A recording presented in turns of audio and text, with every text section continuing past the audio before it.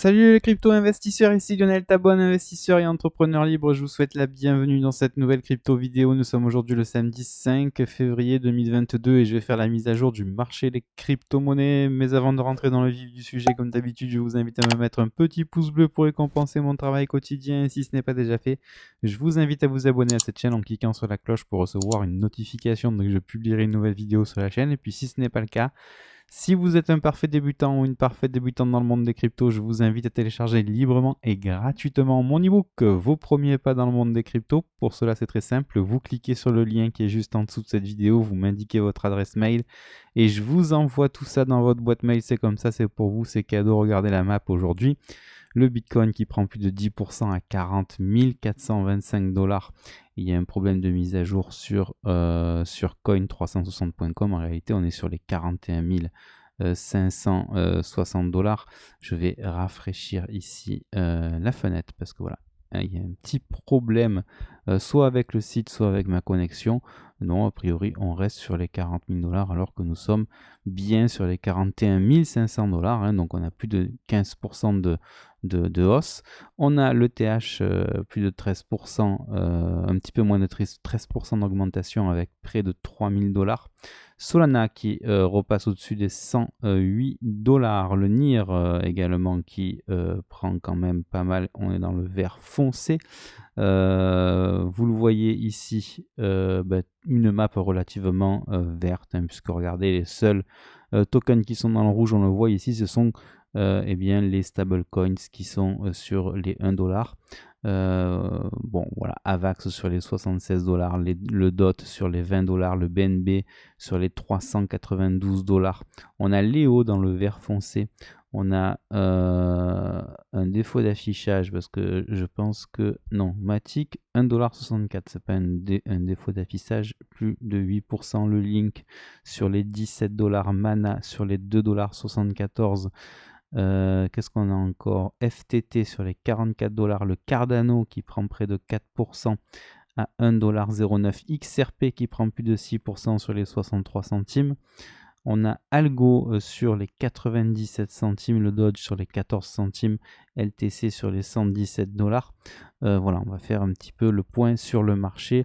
Ça me paraissait évident de vous faire un point sur ce marché puisque le dollar, plus que le BTC, pardon, est en train de valider un W en unité de temps journalière. C'est pour ça que je voulais vous faire cette vidéo. Le Scalpex Index qui nous dit que le Crypto Fear and Greed reste dans le fear, donc prudence, nous sommes toujours sur les 33 points, donc toujours dans le fear. Les réseaux sociaux sont sur le up et l'order flow est encore dans le buy. Nos amis de Grayscale continuent leur stratégie fidèle, toujours à la même stratégie. Regardez, on vend 35 BTC, 214 ETH, 996 ETC notamment.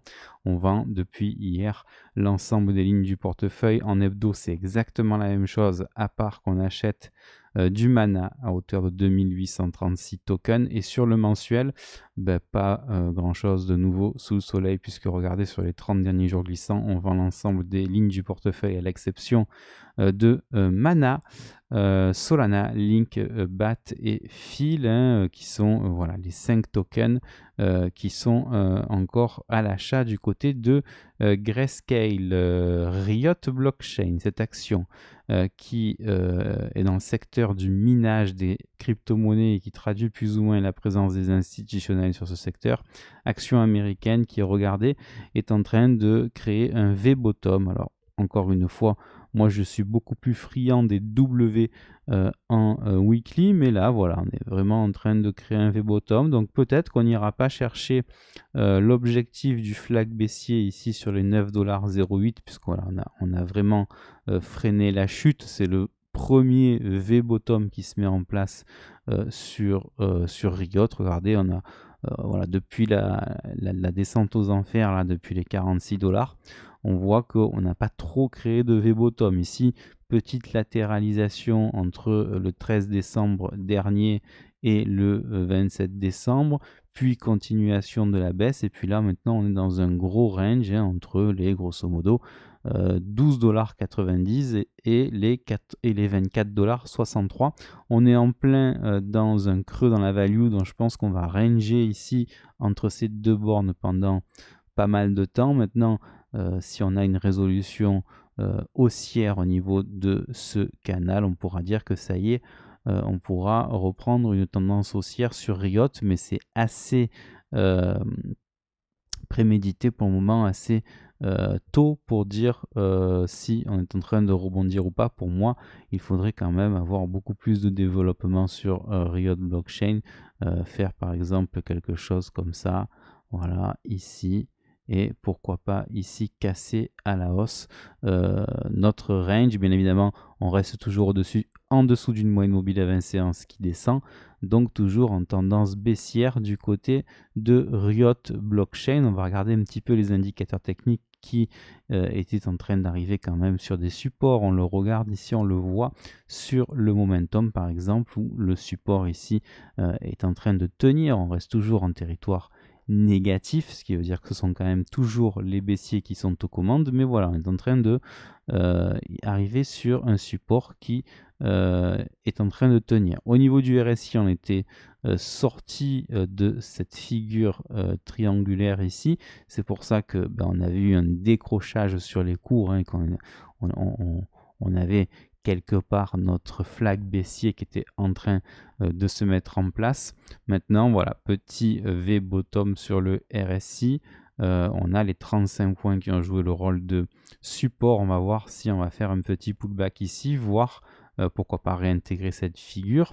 Maintenant, premier objectif, c'est de faire un pullback sur cette figure. Voilà. Notre ami William, qui est lui toujours dans la zone de survente, donc toujours pas de signe comme quoi on va repasser en tendance haussière. Dans un premier temps, il faudra casser la ligne rouge ici, puis repasser dans la box verte et enfin repasser bien évidemment en zone de surachat. Au niveau de la volatilité, on est au plus bas, donc c'est plutôt pas mal. On a quand même des conditions pour poser un bottom. Maintenant, voilà, il faut quand même qu'on pose un bottom, c'est-à-dire qu'on fasse un W en weekly, et pour le moment, c'est pas le cas. On arrive sur des pseudo points bas sur les indicateurs techniques. Maintenant, il faut confirmer. Allez, alignement des planètes, hein, c'est pour ça que je fais un petit peu cette vidéo aussi, puisqu'on avait un dollar depuis maintenant plusieurs semaines qui validait une continuation haussière. On avait même cassé la semaine dernière ce range ici par le haut, ce qui me faisait dire qu'on allait bien en direction de la box rouge. Et puis là, patatras, grosse bougie rouge qui remet maintenant le dollar plutôt dans son range maintenant. Donc ça veut dire qu'on a une grosse faiblesse cette semaine du dollar, puisque on efface tous les gains de la semaine d'avant. On revient tester la moyenne mobile à 20 séances. Donc, est-ce que c'est pour valider une nouvelle fois le retest de la moyenne mobile à 20 séances pour repartir à la hausse, ou est-ce que c'est une fragilité qui est beaucoup plus grave entre guillemets et qui serait peut-être le prémisse d'un reflux un petit peu plus important? Bon, on aura la réponse, je pense, d'ici la semaine prochaine, voire la semaine suivante. Pour le moment, on est toujours en tendance haussière, mais le fait de réintégrer quand même ce range, ça me fait dire que voilà, on commence un petit peu à tergiverser du côté du dollar. Je vous rappelle que le DXY, hein, c'est le dollar qui est comparé à un panel de devises internationales comme la livre sterling, l'euro ou encore le franc suisse. Bien évidemment, de manière assez logique, si le dollar s'affaiblit par rapport aux autres devises internationales, on a plus de chances d'avoir un BTC qui lui s'apprécie face à ce dollar, même si le plus important, rappelez-vous, c'est pas forcément l'évolution du dollar par rapport aux autres devises, mais c'est plutôt l'inflation. Et l'inflation, regardez, les investisseurs ont plutôt tendance à s'en prémunir, puisque souvenez-vous, en unité de temps hebdomadaire, on est dans une tendance haussière ici. Regardez cette grosse jambe de hausse avec des cours qui évoluent au-dessus de la moyenne mobile à 20 séances qui monte, et on est dans une continuation haussière, puisque le premier premier arrêt est toujours en train de tenir et on est en train de casser allègrement ici par le haut la résistance oblique baissière ici que nous voyons. Bien évidemment, on aurait une pattern beaucoup plus intéressante si on cassait ici cette ligne verte ici sur les moins 13,76 points. Ça corroborerait le fait qu'on ait un énorme W. Ici, je vais vous le montrer parce qu'il n'est pas forcément facile à voir. Enfin, déjà, on a validé ce petit W là. Et on serait peut-être en train de valider un énorme double bottom ici, qui me plaît pas trop, mais quand même, c'est quand même un double bottom ici, puisque bon, on a un second creux qui est plus bas que le précédent, mais ça reste un double bottom quand même. Maintenant, c'est vrai que le plus important, c'est celui-là de W, ici, qui a été cassé en cassant les moins 20,28 points. Et puis on en a un second qui est ici. Hein, il est plus petit celui-là, mais il est quand même intéressant aussi. Regardez, c'est celui-là.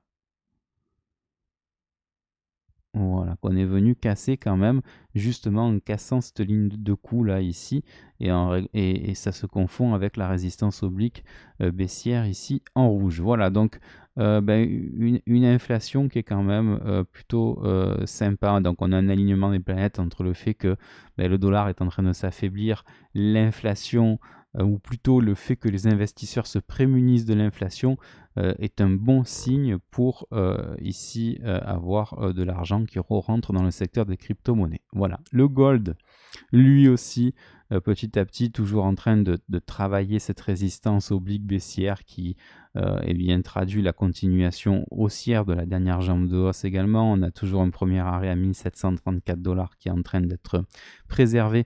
On a un actif quand même qui est relativement à plat. Je vous ai noté ici, toujours pareil, les 1880 $ et les 1918 $ à casser pour valider des gros W weekly. Bref, toujours donc un gold qui est en train donc de vouloir casser vers le haut et repartir en tendance haussière. Le S&P 500 effectivement qui est cassé, qui a cassé son trading range ici. Rappelez-vous, on évoluait depuis quelques semaines maintenant entre les 4495 $ et les 4743 $. On a cassé la semaine dernière, même il y a 2 semaines, ce range par le bas. Et regardez, on le réintègre tout timidement là. En plus, on fait une pattern de retournement. Souvenez-vous, je vous disais que quand on avait une bougie ici qui faisait un plus bas, c'est le cas de la bougie ici du 24 janvier dernier, et que on cassait le plus haut de cette bougie, c'était une pattern de retournement. Donc peut-être qu'on a un gros V-bottom ici en unité de temps hebdomadaire qui nous permet de réintégrer le canal et puis finalement de se dire que la baisse qu'on a eue, c'est tout simplement un piège baissier. En plus ici, regardez, on est très très loin encore du premier arrêt qui arrive en gros support. Vis-à-vis de la moyenne mobile à 20 séances, on est en train elle est en train de jouer un rôle de résistance, donc il va vite falloir repasser au-dessus. C'est-à-dire au-dessus des 4577 points. Mais voilà, au niveau du S&P, on est en train quand même de faire un V-bottom. Maintenant, à voir si c'est la validation d'un gros M. Hein, ça serait possible. Hein. Attention, hein, on n'est peut-être que sur un rebond technique. Donc ça pourrait être ça, par exemple. Hein. Voilà. Dans ce cas-là, ici, ça voudrait dire qu'on ait un retracement un petit peu plus conséquent et qu'on irait vraisemblablement retester les 38,2% de Fibonacci dans un premier temps, voire même la zone de rechargement à l'achat ici. C'est pas impossible, mais pour le moment, on ne peut pas le dire. Hein, tant que le M ne s'est pas formé, on ne peut pas dire si oui ou non on est sur un top de marché ici sur l'unité de temps hebdomadaire pour le S&P 500. En tous les cas, on est en train de rebondir en unité de temps hebdomadaire, donc c'est plutôt pas mal. Bien évidemment, si je prends du recul sur le S&P 500, regardez, on est sur un simple V-top avec une énorme mèche basse qui est même pas venue retester la moyenne mobile à 20 séances. C'est vous dire la tendance haussière dans cette unité de temps sur le S&P 500. Le total de la market cap qui nous fait un joli V bottom avec une pattern de retournement en plus, puisque regardez ici, c'est sur cette bougie-là qu'on a fait le plus bas et on vient casser à la hausse le plus haut de cette bougie là. Ça, c'est une pattern de retournement qui veut dire qu'on est peut-être en train de créer un énorme bottom ici.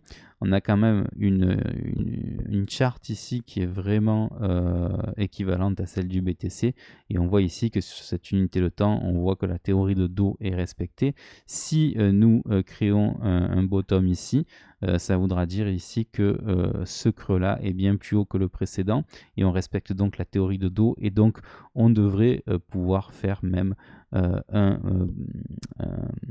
top beaucoup plus haut que le précédent, donc c'est plutôt assez intéressant. Je vous rappelle également que nous sommes encore dans la zone de rechargement à l'achat entre les 886%, pardon, les 0,886 et les 61,8% de Fibonacci. Donc ça, c'est la golden zone pour recharger un max au niveau des actifs. Donc pour le moment, on n'en est pas encore sorti, mais on voit quand même que on a quand même affaire à un V-bottom assez intéressant. Moi, bien évidemment, je préférerais qu'on ait un W weekly, donc pourquoi pas avoir plutôt quelque chose comme ça. Voilà, et repartir à la hausse comme ça. On est toujours en tendance, entre guillemets, baissière sur l'hebdo, même si j'aime pas dire ça, mais voilà, en dessous d'une moyenne mobile à 20 séances. Donc, du point de vue de la moyenne mobile à 20 séances, on est en tendance baissière puisqu'on est en dessous.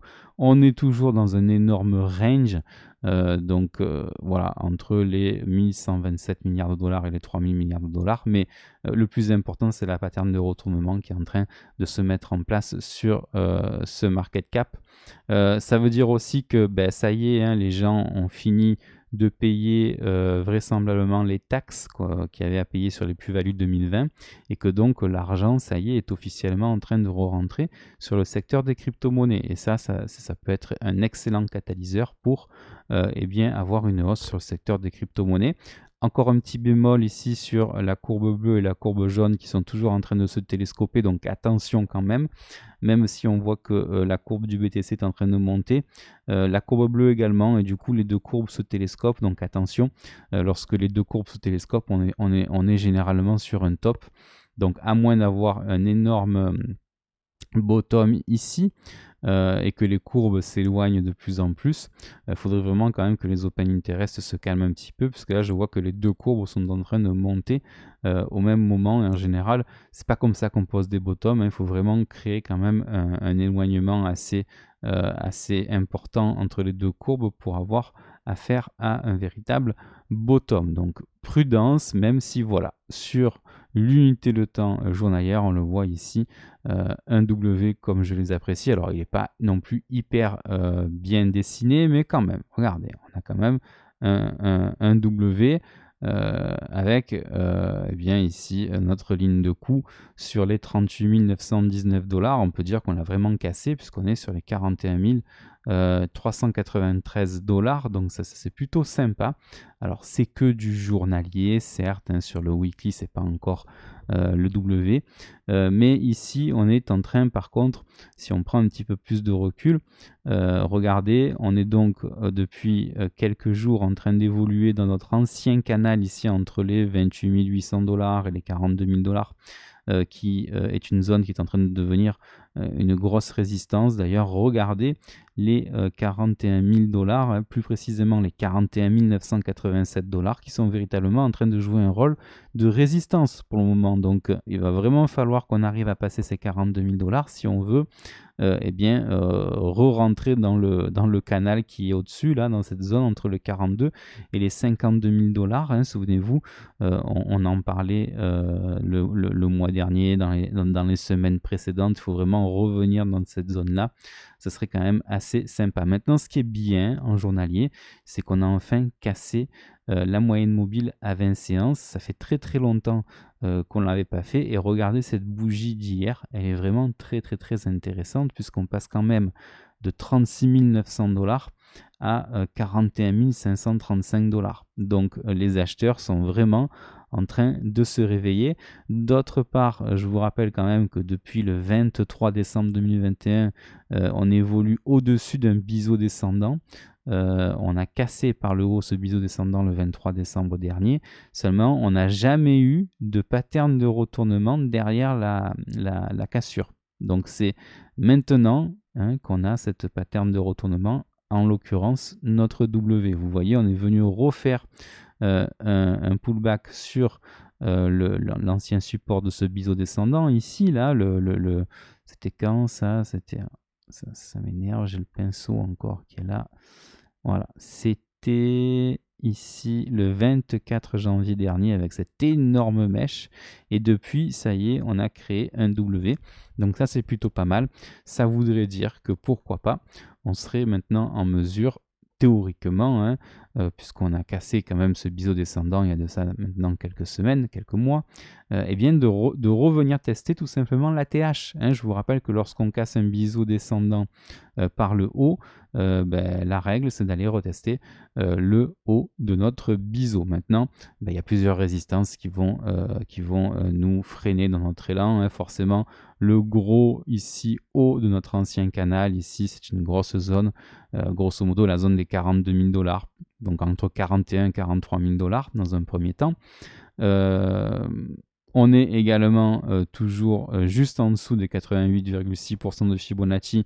Donc pour les investisseurs long terme, on est dans la grosse box ici de rechargement à l'achat. Donc ça c'est plutôt intéressant. Regardons les indicateurs techniques. Dans cette unité le temps, c'est très très bon.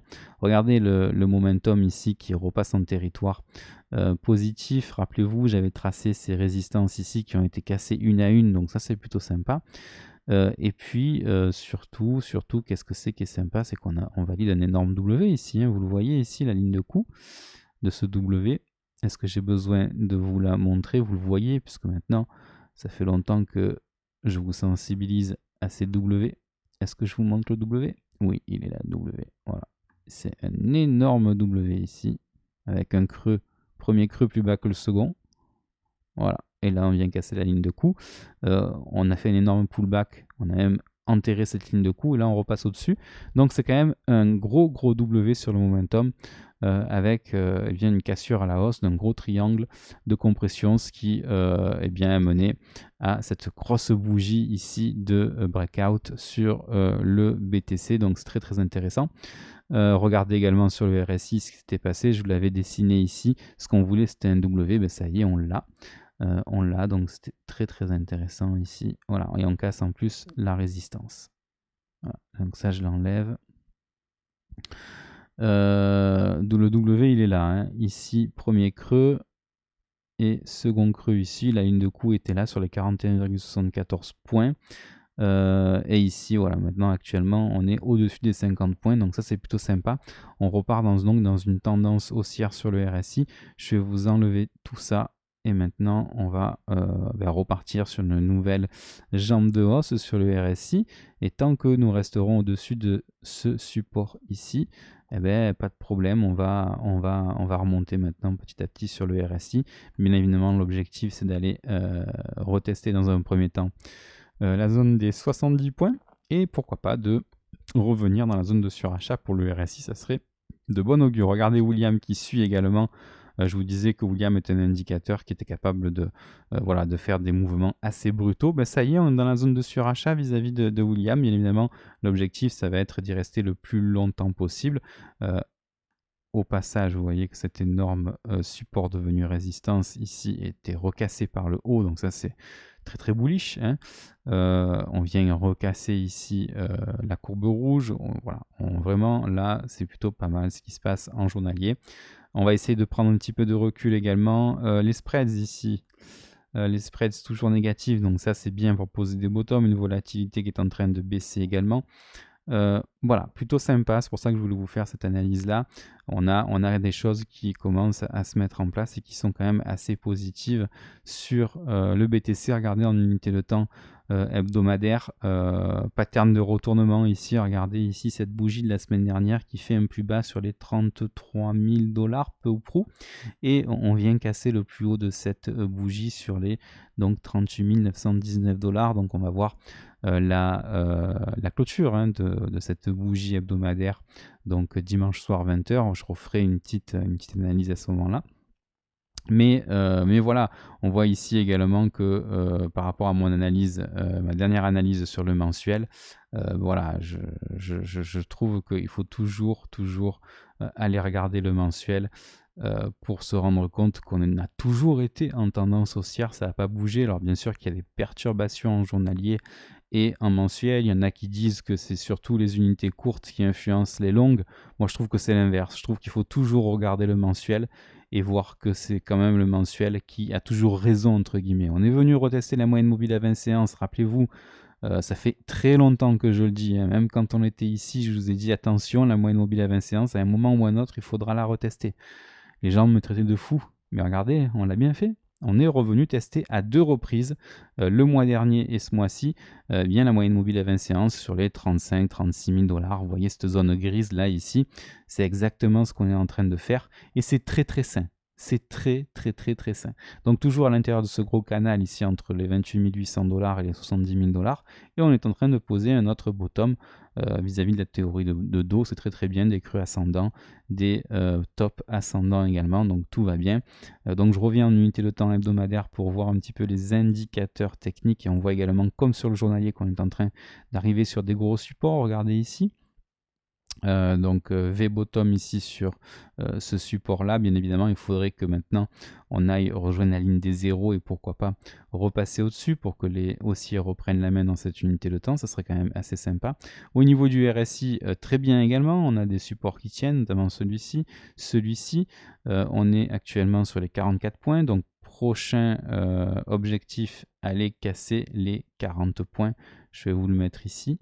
Les 50 points, pardon, c'est toujours les 50 points sur le RSI, vous le savez, c'est toujours une zone de neutralité qui est quand même assez intéressante à casser. Et William qui pose son bottom également, regardez ici, alors c'est pas un vrai W également, mais on quitte la zone de survente et ça c'est plutôt pas mal pour les haussiers. Bien évidemment, vous le savez, sur William il faut que on repasse en territoire positif, c'est-à-dire en zone de surachat. Ici on avait eu un double top, un M, regardez la descente aux enfers entre guillemets qu'on avait subi, et ici on est en train de faire un double bottom, même si c'est pas un vrai W, il me plaît pas trop, mais regardez, on avait fait une espèce de gros bottom ici aussi avec des creux descendants et ça nous avait pas empêché de rebondir.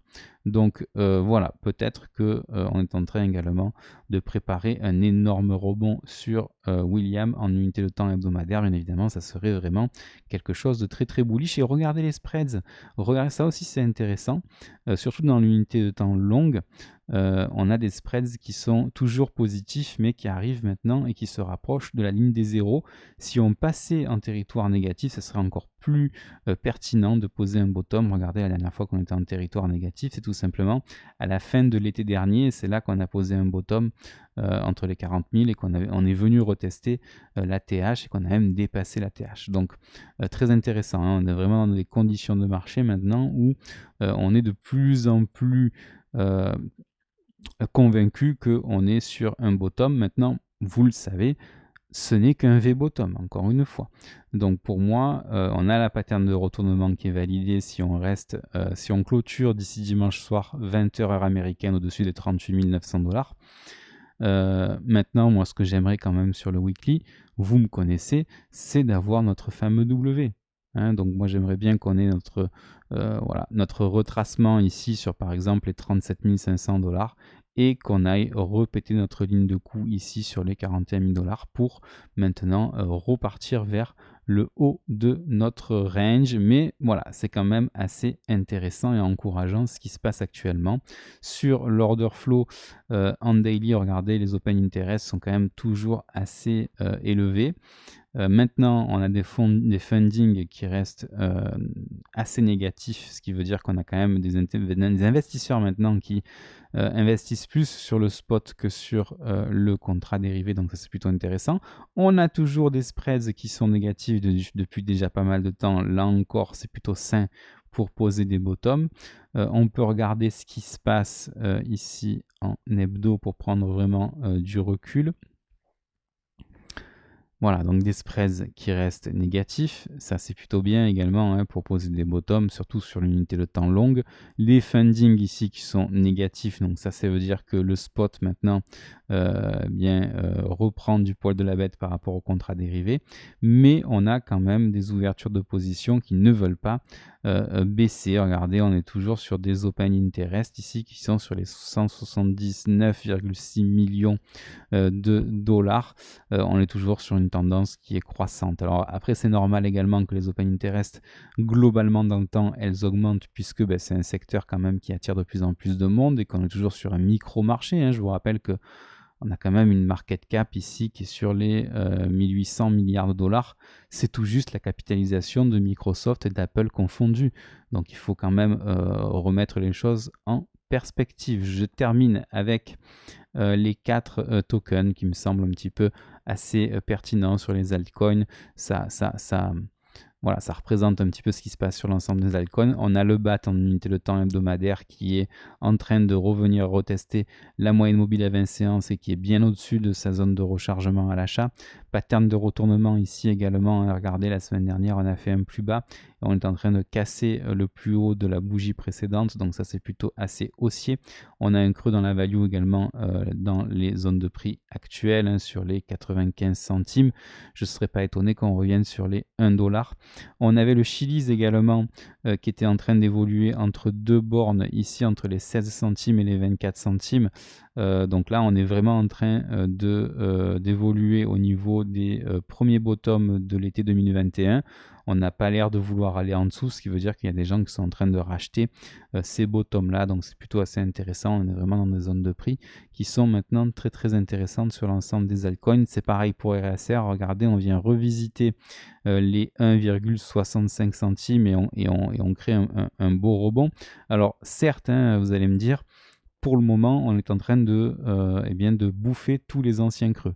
Donc ça veut dire que tous les W potentiels qui pouvaient se mettre en place sur les altcoins, pour le moment, à part sur BAT, hein, où là on voit qu'on a un énorme W et qu'en réalité on est en train de faire un wake-off check sur ce W-là, sur les autres altcoins, les W, il va falloir les recréer, hein, les reformer.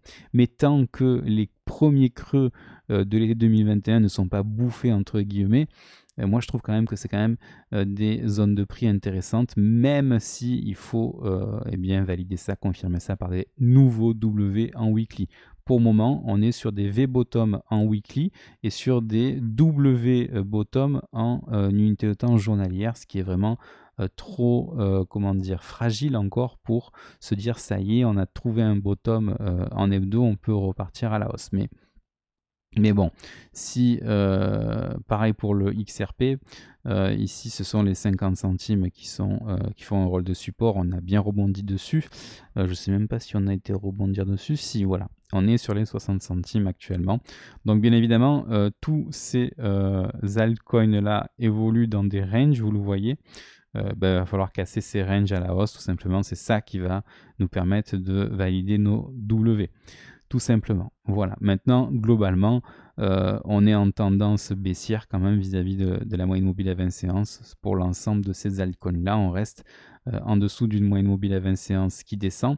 Rappelez-vous, on va retester cette moyenne mobile à 20 séances tôt ou tard, puisque ça fait déjà plusieurs semaines qu'on ne reteste pas les moyennes mobiles à 20 séances. Donc vous le savez, loi de retour à la moyenne mobile à 20 séances, c'est valable à la hausse comme à la baisse. Et là, il y a un rebond potentiel pour aller retester la moyenne mobile à 20 séances.